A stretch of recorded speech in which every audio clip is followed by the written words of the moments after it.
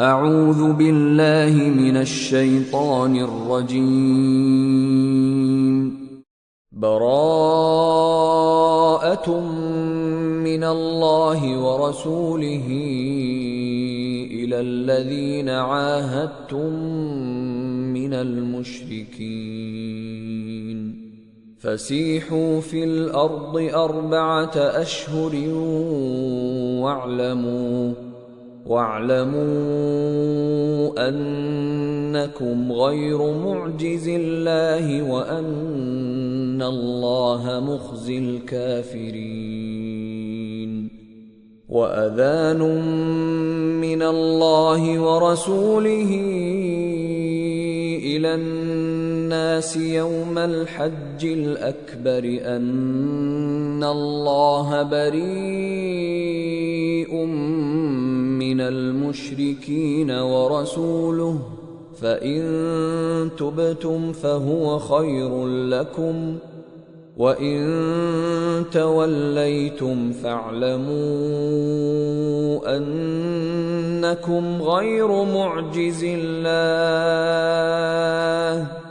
وبشر الذين كفروا بعذاب أليم. إلا الذين عاهدتم من المشركين ثم لم ينقصوكم شيئا ولم يظاهروا عليكم أحدا فأتموا إليهم عهدهم إلى مدتهم إن الله يحب المتقين. فإذا انسلخ الأشهر الحرم فاقتلوا المشركين حيث وجدتموهم وخذوهم واحصروهم واقعدوا لهم كل مرصد. فإن تابوا وأقاموا الصلاة وآتوا الزكاة فخلوا سبيلهم إن الله غفور رحيم. وإن أحد من المشركين استجارك فأجره حتى يسمع كلام الله ثم أبلغه مأمنه ذلك بأنهم قوم لا يعلمون. كيف يكون للمشركين عهد عند الله وعند رسوله إلا الذين عاهدتم عند المسجد الحرام فما استقاموا لكم فاستقيموا لهم إن الله يحب المتقين. كيف وإن يظهروا عليكم لا يرقبوا فيكم إلا ولا ذمة يرضونكم بأفواههم وتأبى قلوبهم وأكثرهم فاسقون. اشتروا بآيات الله ثمنا قليلا فصدوا عن سبيله إنهم ساء ما كانوا يعملون. لا يرقبون في مؤمن إلا ولا ذمة وأولئك هم المعتدون. فإن تابوا وأقاموا الصلاة وآتوا الزكاة فإخوانكم في الدين ونفصل الآيات لقوم يعلمون. وإن نكثوا أيمانهم من بعد بعد عهدهم وطعنوا في دينكم فقاتلوا أئمة الكفر إنهم لا أيمان لهم لعلهم ينتهون. ألا تقاتلون قوما نكثوا أيمانهم وهموا بإخراج الرسول وهم بدؤوكم أول مرة أتخشونهم فالله أحق أن تخشوه إن كنتم مؤمنين. قاتلوهم يعذبهم الله بأيديكم ويخزهم وينصركم عليهم ويشف صدور قوم مؤمنين ويذهب غيظ قلوبهم ويتوب الله على من يشاء والله عليم حكيم. أم حسبتم أن تتركوا ولما يعلم الله الذين جاهدوا منكم ولم يتخذوا من دون الله ولا رسوله ولا المؤمنين وليجة والله خبير بما تعملون.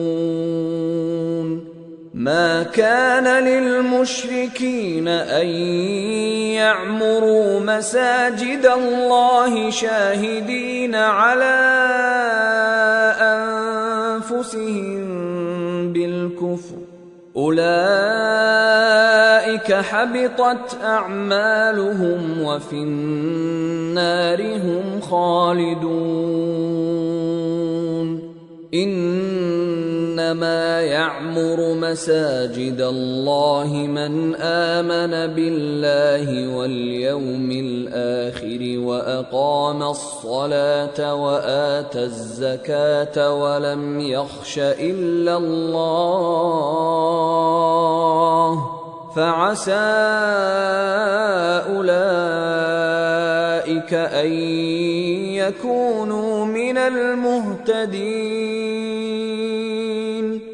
أجعلتم سقاية الحاج وعمارة المسجد الحرام كمن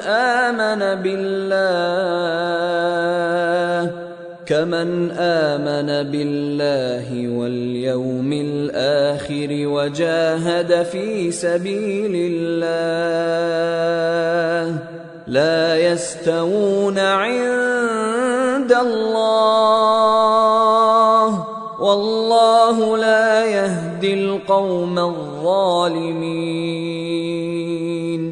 الذين آمنوا وهاجروا وجاهدوا في سبيل الله بأموالهم وأنفسهم أعظم درجة عند الله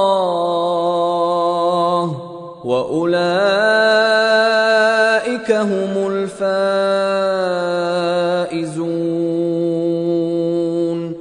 يبشرهم ربهم برحمة منه ورضوان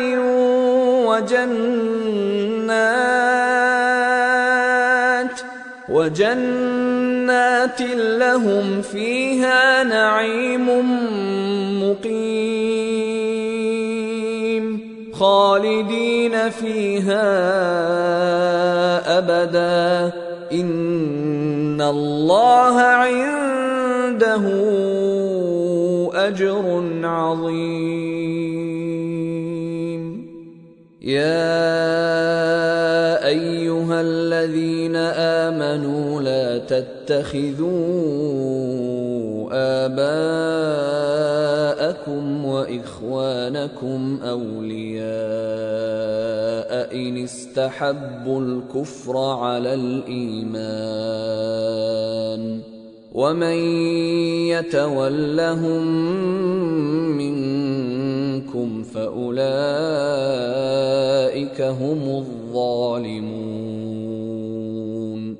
قل إن كان آباؤكم وأبناؤكم وإخوانكم وأزواجكم وعشيرتكم وأموال اقترفتموها وتجارة تخشون كسادها ومساكن ترضونها أحب إليكم من الله ورسوله وجهاد في سبيله فتربصوا حتى يأتي الله بأمره والله لا يهدي القوم الفاسقين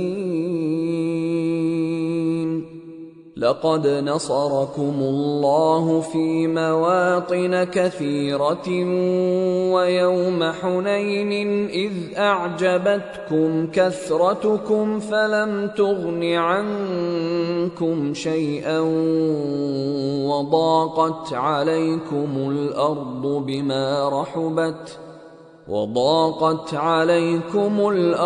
بما رحبت ثم وليتم مدبرين ثم أنزل الله سكينته على رسوله وعلى المؤمنين وأنزل جنودا لم تروها وعذب الذين كفروا وذلك جزاء الكافرين ثم يتوب الله من بعد ذلك على من يشاء والله غفور رحيم يا أيها الذين آمنوا إنما المشركون نجس فلا يقربوا المسجد الحرام بعد عامهم هذا وإن خفتم عيلة فسوف يغنيكم الله من فضله إن شاء إن الله عليم حكيم قاتلوا الذين لا يؤمنون بالله ولا باليوم الآخر ولا يحرمون ما حرم الله ورسوله ولا يدينون دين الحق من الذين أوتوا الكتاب حتى يعطوا الجزية عن يد وهم صاغرون وقالت اليهود عزير ابن الله وقالت النصارى المسيح ابن الله ذلك قولهم بأفواههم يضاهئون قول الذين كفروا من قبل قاتلهم الله أنى يؤفكون اتخذوا أحبارهم ورهبانهم أربابا من دون الله والمسيح ابن مريم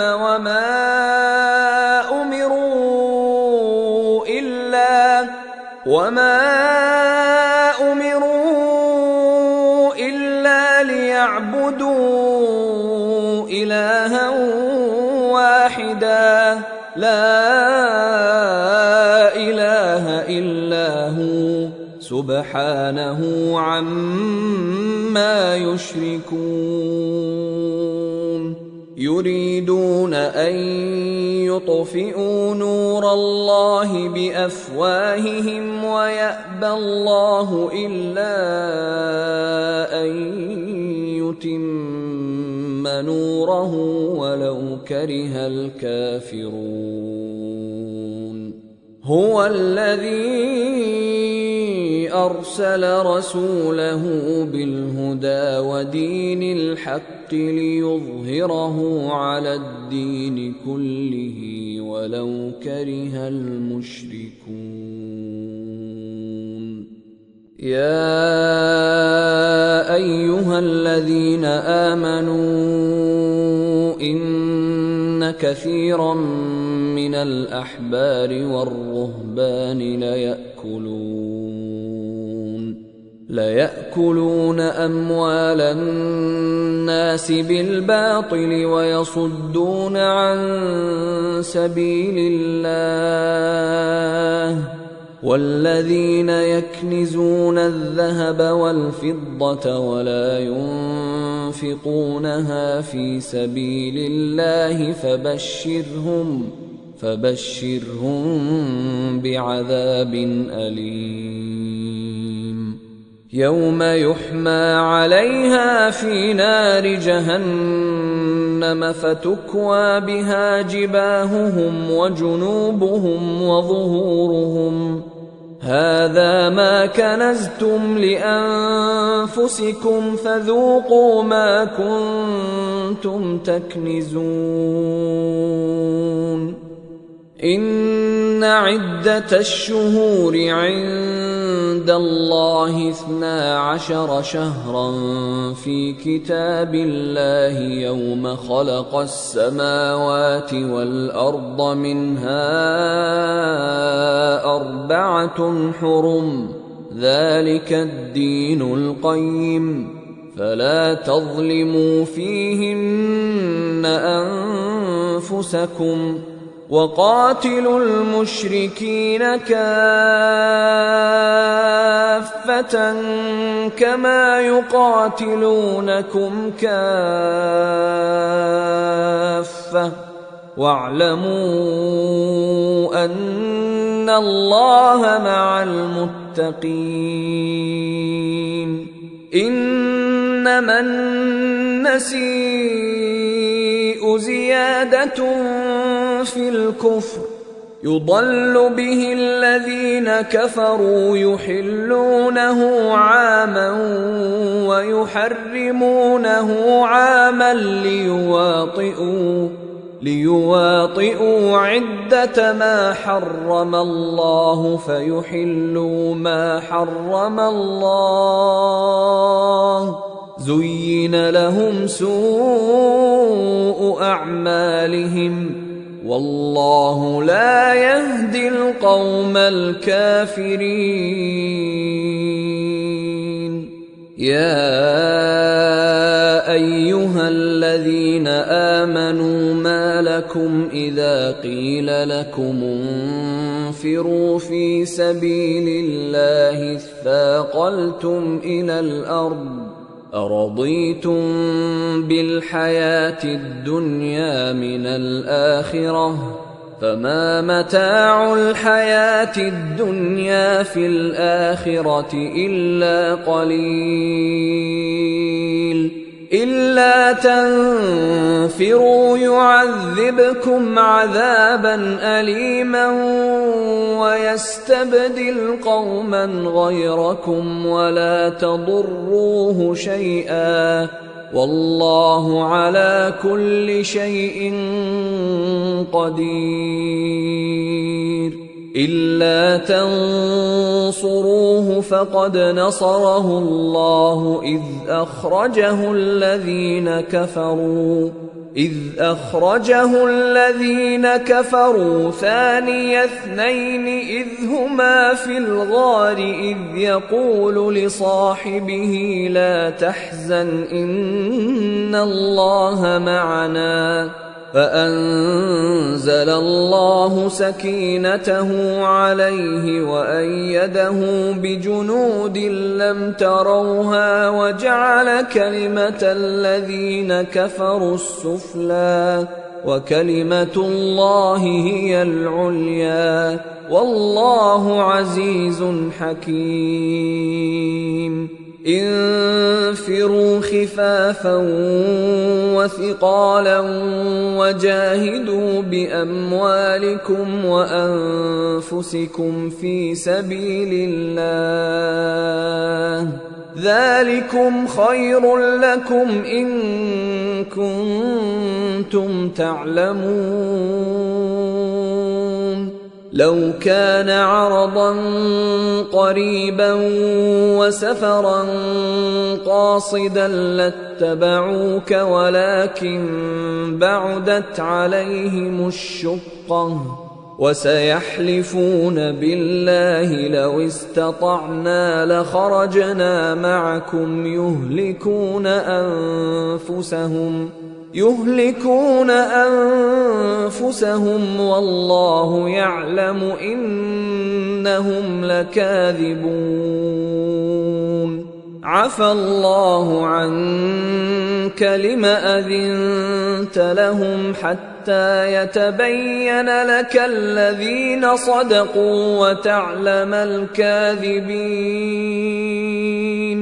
لا يستأذنك الذين يؤمنون بالله واليوم الآخر أن يجاهدوا بأموالهم وأنفسهم والله عليم بالمتقين. إنما يستأذنك الذين لا يؤمنون بالله واليوم الآخر وارتابت قلوبهم فهم في ريبهم يترددون. ولو أرادوا الخروج لأعدوا له عدة ولكن كره الله بعاثهم فثبطهم وقيل اقعدوا مع القاعدين.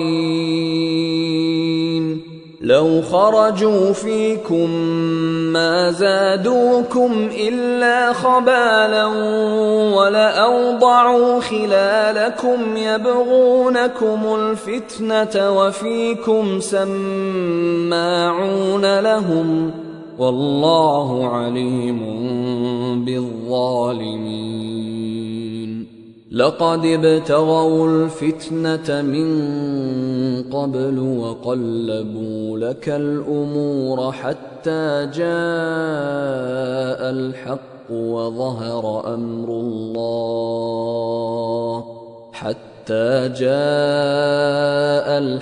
وظهر أمر الله وهم كارهون.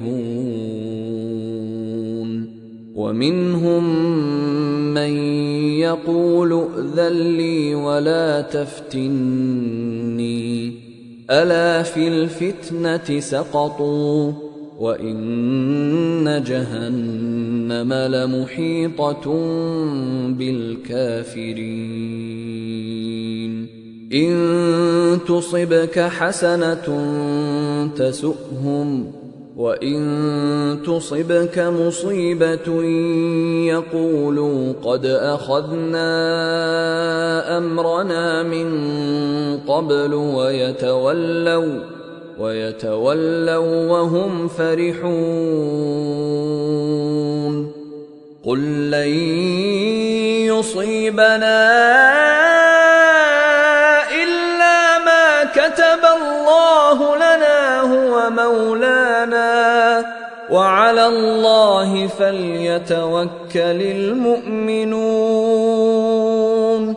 قل هل تربصون بنا إلا إحدى الحسنيين ونحن نتربص بكم أن يصيبكم الله بعذاب من عنده أو بأيدينا فتربصوا إنا معكم متربصون قل أنفقوا طوعا أو كرها لن يتقبل منكم إنكم كنتم قوما فاسقين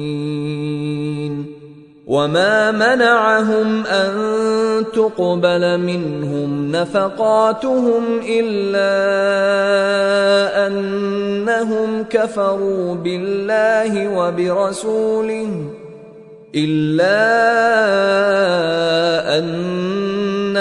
كفروا بالله وبرسوله ولا يأتون الصلاة إلا وهم كسالى ولا ينفقون إلا وهم كارهون فلا تعجبك أموالهم ولا أولادهم إنما يريد الله ليعذبهم بها في الحياة الدنيا وتزهق أنفسهم وهم كافرون ويحلفون بالله إنهم لمنكم وما هم منكم ولكنهم قوم يفرقون لو يجدون ملجأ أو مغارات أو مدخلا لولوا إليه وهم يجمحون ومنهم من يلمزك في الصدقات فإن أعطوا منها رضوا وإن لم يعطوا منها إذا هم يسخطون ولو أنهم رضوا ما آتاهم الله ورسوله وقالوا حسبنا الله سيؤتينا الله من فضله ورسوله إنا إلى الله راغبون إنما الصدقات للفقراء والمساكين والعاملين عليها والمؤلفة قلوبهم وفي الرقاب والغارمين وفي سبيل الله وابن السبيل فريضة من الله والله عليم حكيم ومنهم الذين يؤذون النبي ويقولون هو أذن قل أذن خير لكم يؤمن بالله ويؤمن للمؤمنين ورحمة للذين آمنوا منكم والذين يؤذون رسول الله لهم عذاب أليم يحلفون بالله لكم ليرضوكم والله ورسوله أحق أن يرضوه إن كانوا مؤمنين ألم يعلموا أنه من يحادد الله ورسوله فأن له نار جهنم خالدا فيها ذلك الخزي العظيم يحذر المنافقون أن تنزل عليهم سورة تنبئهم بما في قلوبهم قل استهزئوا إن الله مخرج ما تحذرون ولئن سألتهم ليقولن إنما كنا نخوض ونلعب قل أبالله وآياته ورسوله كنتم تستهزئون لا تعتذروا قد كفرتم بعد إيمانكم إن نعف عن طائفة منكم نعذب طائفة بأنهم كانوا مجرمين المنافقون والمنافقات بعضهم من بعض يأمرون بالمنكر وينهون عن المعروف ويقبضون أيديهم نسوا الله فنسيهم إن المنافقين هم الفاسقون وعد الله المنافقين والمنافقات والكفار نار جهنم خالدين فيها هي حسبهم ولعنهم الله ولهم عذاب مقيم كالذين من قبلكم كانوا أشد منكم قوة وأكثر أموالا وأولادا فاستمتعوا بخلاقهم فاستمتعتم بخلاقكم كما استمتع الذين من قبلكم بخلاقهم وخضتم كالذي خاضوا أولئك حبطت أعمالهم في الدنيا والآخرة وأولئك هم الخاسرون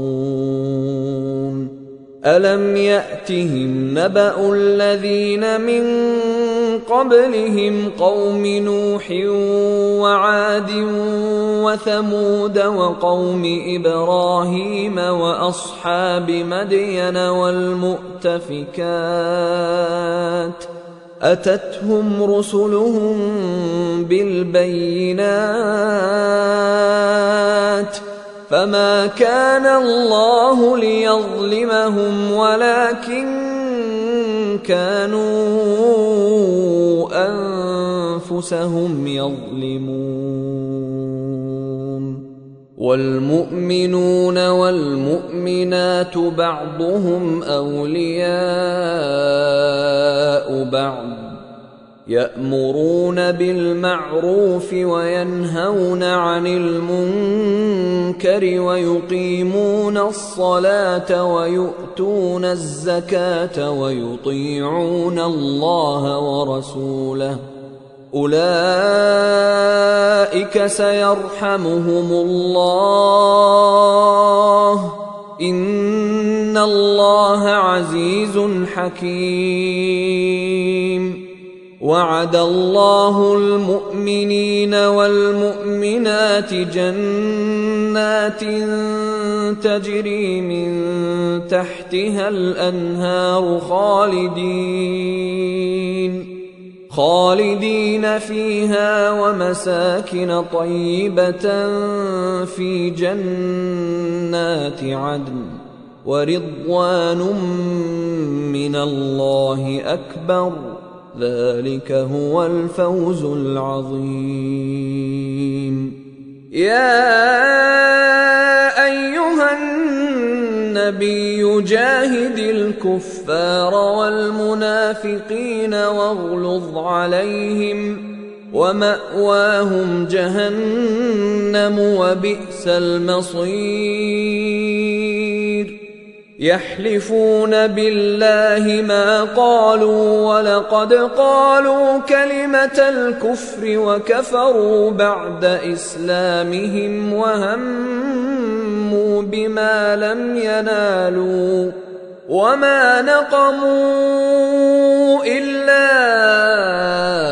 أن أغناهم الله ورسوله من فضله فإن يتوبوا يك خيرا لهم وإن يتولوا يعذبهم الله عذابا أليما في الدنيا والآخرة وما لهم في الأرض من ولي ولا نصير ومنهم من عاهد الله لئن آتانا من فضله لنصدقن ولنكونن من الصالحين فلما آتاهم من فضله بخلوا به وتولوا وهم معرضون فأعقبهم نفاقا في قلوبهم إلى يوم يلقونه بما أخلفوا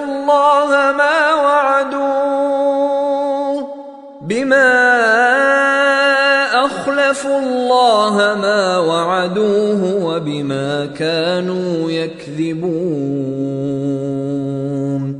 ألم يعلموا أن الله يعلم سرهم ونجواهم وأن الله علام الغيوب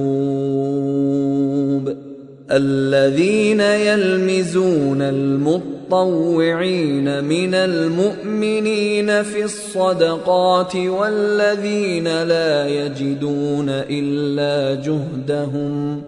والذين لا يجدون إلا جهدهم فيسخرون منهم سخر الله منهم ولهم عذاب أليم استغفر لهم أو لا تستغفر لهم إن تستغفر لهم 70 مرة فلن يغفر الله لهم ذلك بأنهم كفروا بالله ورسوله والله لا يهدي القوم الفاسقين فرح المخلفون بمقعدهم خلاف رسول الله وكرهوا أن يجاهدوا بأموالهم وأنفسهم في سبيل الله وقالوا لا تنفروا في الحر قل نار جهنم أشد حرا لو كانوا يفقهون فليضحكوا قليلا وليبكوا كثيرا جزاء بما كانوا يكسبون فإن رجعك الله إلى طائفة منهم فاستأذنوك للخروج فقل لن تخرجوا معي أبدا ولن تقاتلوا معي عدوا إنكم رضيتم بالقعود أول مرة فاقعدوا مع الخالفين ولا تصل على أحد منهم مات أبدا ولا تقم على قبره إنهم كفروا بالله ورسوله وماتوا وهم فاسقون. ولا تعجبك أموالهم وأولادهم، إنما يريد الله أن يعذبهم بها في الدنيا وتزهق أنفسهم وهم كافرون. وإذا أنزلت سورة أن آمنوا بالله وجاهدوا مع رسوله استأذنك أولو الطول منهم وقالوا ذرنا نكن مع القاعدين. رضوا بأن يكونوا مع الخوالف وطبع على قلوبهم فهم لا يفقهون. لكن الرسول والذين آمنوا معه جاهدوا بأموالهم وأنفسهم وأولئك لهم الخيرات وأولئك هم المفلحون. أعد الله لهم جنات تجري من تحتها الأنهار خالدين فيها، ذلك الفوز العظيم. وجاء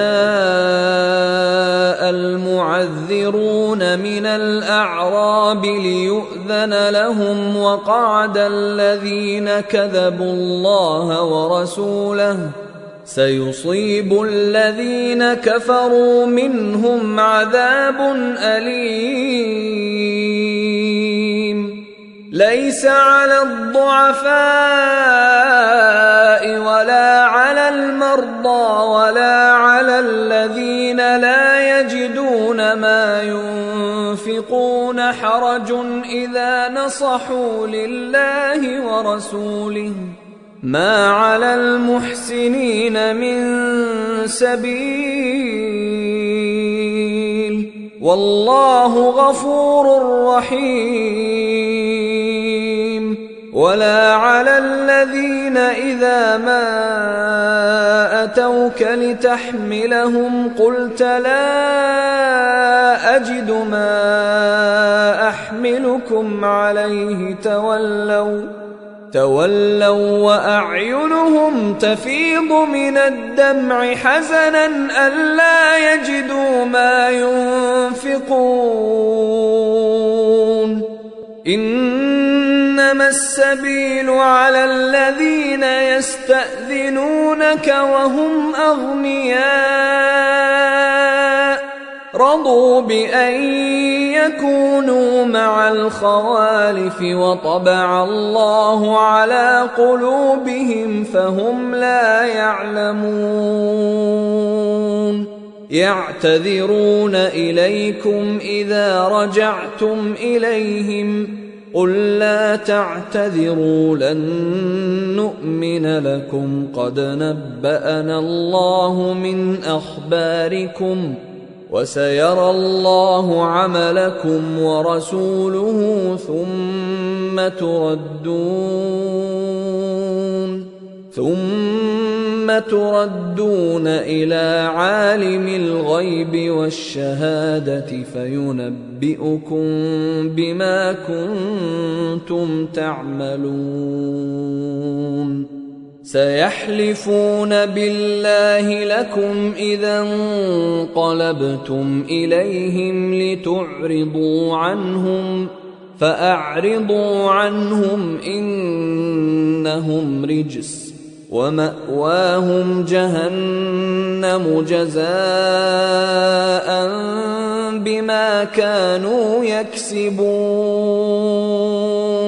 يحلفون لكم لترضوا عنهم فإن ترضوا عنهم فإن الله لا يرضى عن القوم الفاسقين. الأعراب أشد كفرا ونفاقا وأجدر ألا يعلموا حدود ما أنزل الله على رسوله والله عليم حكيم. ومن الأعراب من يتخذ ما ينفق مغرما ويتربص بكم الدوائر عليهم دائرة السوء والله سميع عليم. ومن الأعراب من يؤمن بالله واليوم الآخر ويتخذ ما ينفق قربات عند الله وصلوات الرسول ألا إنها قربة لهم سيدخلهم الله في رحمته إن الله غفور رحيم. والسابقون الأولون من المهاجرين والأنصار والذين اتبعوهم بإحسان رضي الله عنهم ورضوا عنه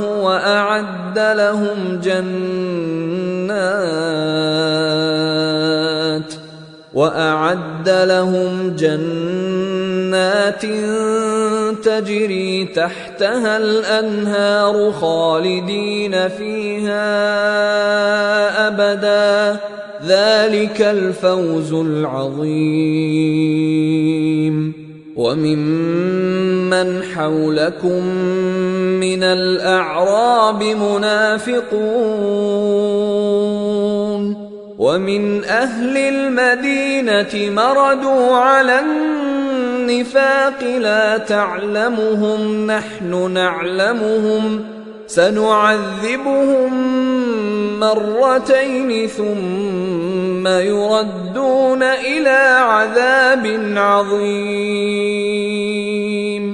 وآخرون اعترفوا بذنوبهم خلطوا عملا صالحا وآخر سيئا عسى الله أن يتوب عليهم إن الله غفور رحيم.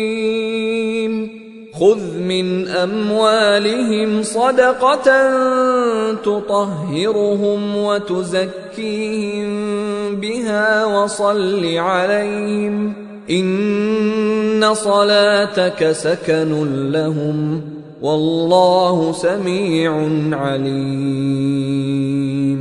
ألم يعلموا أن الله هو يقبل التوبة عن عباده ويأخذ الصدقات وأن الله هو التواب الرحيم.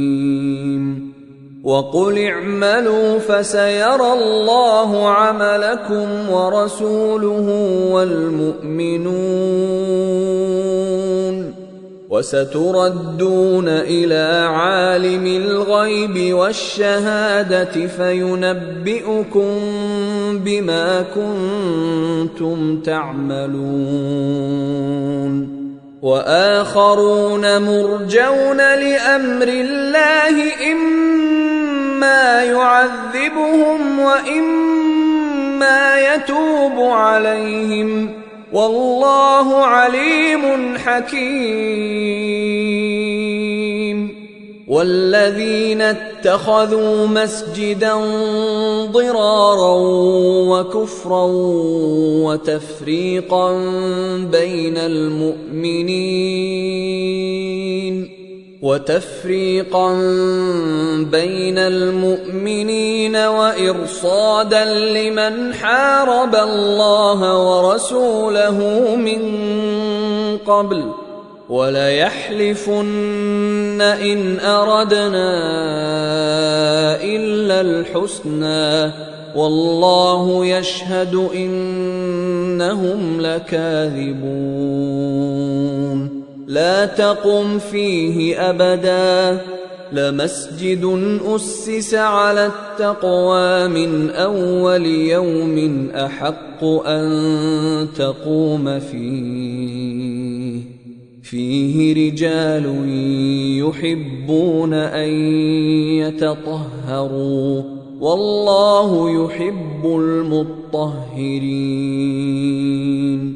أفمن أسس بنيانه على تقوى من الله ورضوان خير أم من أسس بنيانه على شفا جرف هار فانهار به في نار جهنم والله لا يهدي القوم الظالمين لا يزال بنيانهم الذي بنوا ريبة في قلوبهم إلا أن تقطع قلوبهم والله عليم حكيم إن الله اشترى من المؤمنين أنفسهم وأموالهم بأن لهم الجنة يقاتلون في سبيل الله فيقتلون ويقتلون وعدا عليه حقا في التوراة والإنجيل والقرآن ومن أوفى بعهده من الله فاستبشروا ببيعكم الذي بايعتم به وذلك هو الفوز العظيم التائبون العابدون الحامدون السائحون الراكعون الساجدون الآمرون بالمعروف والناهون عن المنكر والحافظون لحدود الله وبشر المؤمنين ما كان للنبي والذين آمنوا أن يستغفروا للمشركين ولو كانوا أولي قربى من بعد ما تبين لهم أنهم أصحاب الجحيم وما كان استغفار إبراهيم لأبيه إلا عن موعدة وعدها إياه فلما تبين له أنه عدو لله تبرأ منه إن إبراهيم لأواه حليم وما كان الله ليضل قوما بعد إذ هداهم حتى يبين لهم ما يتقون إن الله بكل شيء عليم إن الله له ملك السماوات والأرض يحيي ويميت وما لكم من دون الله من ولي ولا نصير لقد تاب الله على النبي والمهاجرين والأنصار الذين اتبعوه في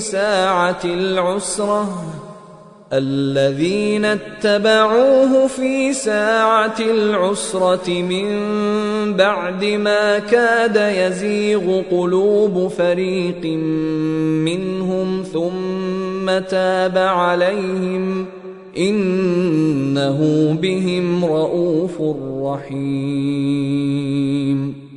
وعلى الثلاثة الذين خلفوا حتى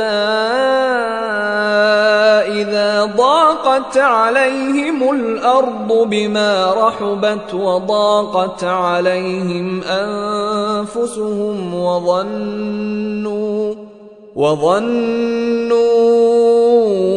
أن لا ملجأ من الله إلا إليه ثم تاب عليهم ليتوبوا إن الله هو التواب الرحيم.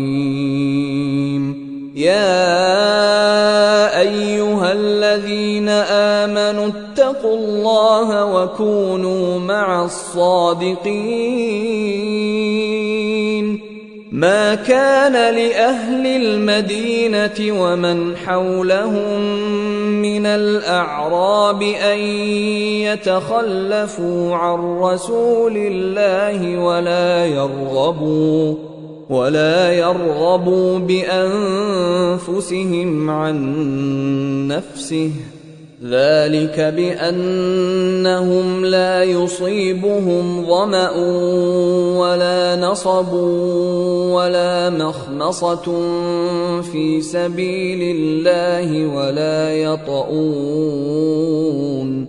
ولا يطؤون موطئا يغيظ الكفار ولا ينالون من عدو نيلا إلا كتب لهم به عمل صالح إن الله لا يضيع أجر المحسنين. ولا ينفقون نفقة صغيرة ولا كبيرة ولا يقطعون واديا إلا كتب لهم ليجزيهم الله أحسن ما كانوا يعملون. وما كان المؤمنون لينفروا كافة فلولا نفر من كل فرقة منهم طائفة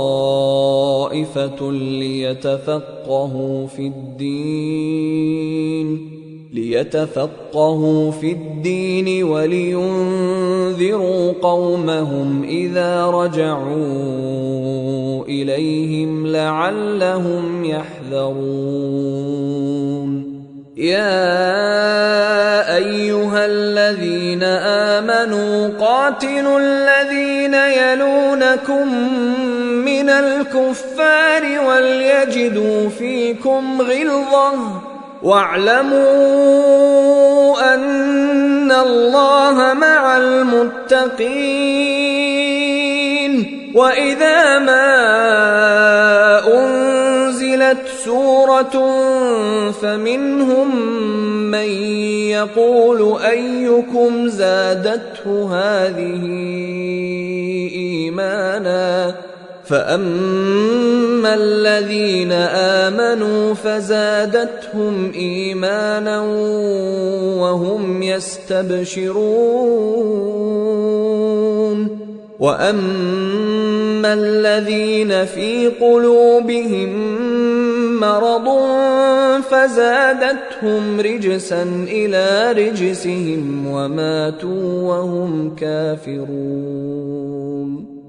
أولا يرون أنهم يفتنون في كل عام مرة أو مرتين ثم لا يتوبون ثم لا يتوبون ولا هم يذكرون وإذا ما أنزلت سورة نظر بعضهم إلى بعض هل يراكم من أحد ثم انصرفوا صرف الله قلوبهم بأنهم قوم لا يفقهون لقد جاءكم رسول من أنفسكم عزيز عليه ما عنتم حريص عليكم بالمؤمنين رؤوف رحيم فإن تولوا فقل حسبي الله لا إله إلا هو عليه توكلت وهو رب العرش العظيم.